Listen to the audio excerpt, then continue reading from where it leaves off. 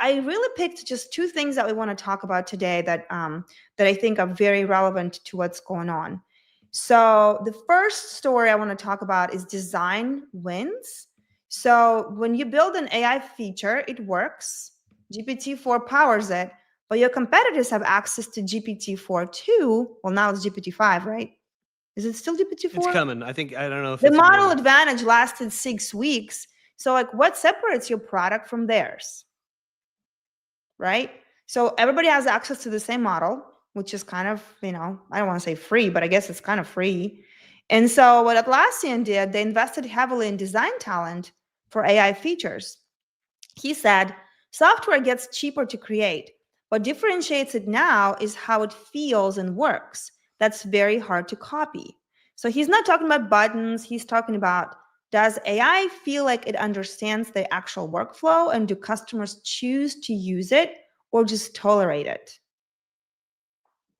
I have a little heuristic I use here. Okay. And that is, I just consider my delight in using some software. Is it actually delightful? Does it feel like it's elevating in some way? Or is it like you figured it out? If it's a you figured it out, time to refactor. If it's delightful, you're hitting the right buttons there. Software should be delightful. It should feel powerful. It should feel like it's enhancing. It should be delightful to use. Well, like when I first got the Atlas browser, it was weird because I had to look for the search window. But then once I saw it, I was like, oh my God, it's a prompt window. I can put anything I want in there. It could be like I'm searching for like a thing, or I can actually ask the question.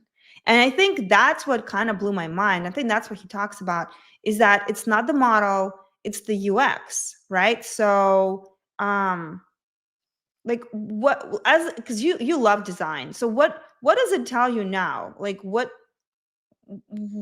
does that mean? Well, I'll give you an example. So within PageMotor, I built in that prompt we've shown in a couple of the episodes. And you can type in the prompt, you say, create me a new page, and it does this thing.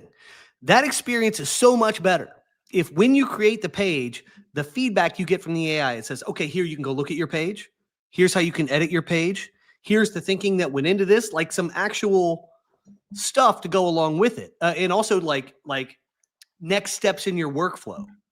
Like, okay, you did this, but now you want to do this. It's like helping you navigate, help giving you the contextual information you need around this.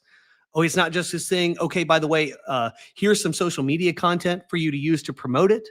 It's never just, we don't do any actions in isolation. And increasingly, UX is going to have to speak to this like more holistic set of operations that we do to do what we do. And so when you do a thing with AI, it needs to kind of help you paint that whole picture. And I think what's interesting is that what did we notice, that like AI users are mostly under 26 years old, like half, yep. 50% are under 26 years old. So like so what that means for those that are not 26 and under, there's going to be like this hurdle of rethinking how this actually works now.